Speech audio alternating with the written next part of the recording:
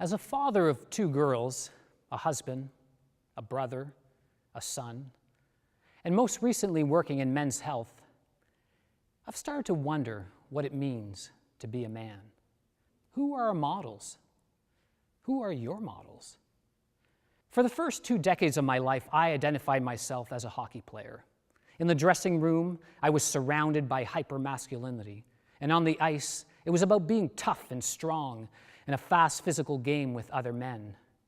I dreamed of being a goalie in the NHL. I wanted to be Ken Dryden because he was an athlete and a scholar. Well, I didn't make it to the NHL, but I did manage to play at the university level, where I traveled from the hockey to the theater dressing room as I majored in acting at Dalhousie University. At age 18, as I made my way between those two drastically different worlds, I realized there was a spectrum of men, and that performing one's masculinity is part of a continuum. I enjoyed the camaraderie of my hockey teammates, but with my male acting friends, I felt more complete. I was able to explore parts of myself that I never knew existed, that they were hidden, locked up. I expanded my range, and I felt more complete in the theater. In my second year of university, I decided to hang up my gear and commit myself fully to theater, much to my father's surprise and chagrin, I suspect. My brother Don, though, he got it because at that point in his life, he had put away football and weightlifting to commit himself to a more spiritual path by climbing in the mountains, from the Canadian Rockies to the Himalayas. But Dad, well, to be a man is to play hockey. To be a man is to be tough and strong and reserve in one's emotions. To be a man is not to open oneself up and be vulnerable to others. I now work with military veterans who were deployed overseas by the Canadian Armed Forces to be peacekeepers, to be safeguards of innocent people caught in warfare. And these men who risk their lives for the well-being of others represent for many of us the epitome of being a man. In the 2.5 years of working with these men, who some of them have come home partially broken in spirit and soul, I've come to realize the layers and levels of what it means to be a man. Being a man is more than the bravado, the uniform, and physical strength. These men I work with have suffered some moral injuries that many of us will never encounter.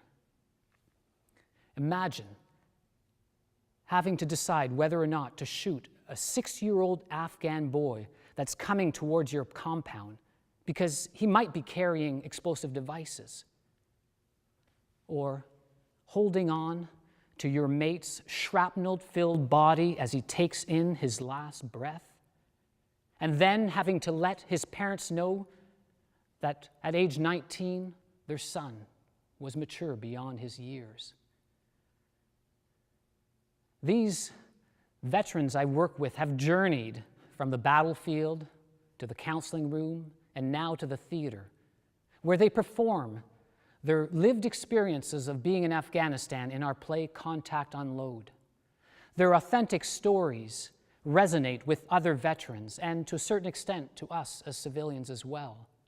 The play depicts the loss, survivor's guilt, but it also shows the camaraderie, the brotherhood, as together as a group where they heal, they learn to cope, and they repair parts of their souls, souls that were fractured or left overseas. You got to die before you join, because if you don't, you're going to fear dying over there, says one of the vets. But the trouble is that when you come home, it's a challenge to reclaim that life. But nothing's the same here. Nothing makes sense. When I was there, I was something. When I'm here, I'm just dead inside. Our theater piece, it shows the pain, the hurt, the inner struggles, but it also brings to life patterns, pathways towards recovery, towards healing. Theater provides us the juxtaposition of past and present, bringing to life a change process right in front of our eyes. Audiences watch these veterans claw through some unbearable moral injuries. And in this vicarious act, we bear witness to a journey of incredible courage. Courage from men who we deem as unbreakable, silent, strong, and reserved in emotion. Their courage is played out right in front of our eyes as they acknowledge and show us the broken pieces, and then, painfully, gradually, stitching them back together so they can move forward and lighten the burden. In the 18 performances of Contact Unload, we have reached over 1,500 audience members, both civilian and military. 15 military men have stepped forward after seeing the play to seek professional help, and anecdotally a similar number of civilians. Now, it's highly likely that some of those military veterans would not be here today if they did not seek help, because suicide amongst returning veterans is a serious concern. 22 veterans take their life every single day in the U.S. The numbers in Canada are not as high, yet far too many succumb to this tragic end. So what does it mean to be a man? I never served in the military, so what did I know about their trauma? I was merely a director, a researcher, and I had to remain a dispassionate observer. But something inside me was happening as I watched these men at close range rebuild themselves in front of me. I was grappling with my own identity as a male, a father, a son, a brother. My dad, he grew up on a farm. He's a strong man. He was a hockey player, a boxer, a weightlifter. At age 18, my dad could bench press nearly 300 pounds. At age 49, the age I'm now, my dad lost a son, my brother, Don, in a tragic climbing accident. I had no idea how to grieve for my only brother, a best friend. But Dad, in his own quiet way, he showed me another way to be strong. He stood beside me, and with compassion, we grieved and we cried together, releasing, sharing the burden of our deep loss. Never alone. Never alone. That's the motto of the veterans that I work with.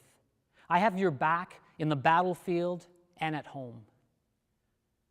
My dad, he saw the production of Contact Unload, and like many other men and women in the audience that night, his eyes were filled with tears. Well, men do cry, and they laugh. In fact, they have the spectrum of emotions at their disposal. They just need the courage to act upon and release these emotions. What does it mean to be a man? It's being true to yourself and those around you.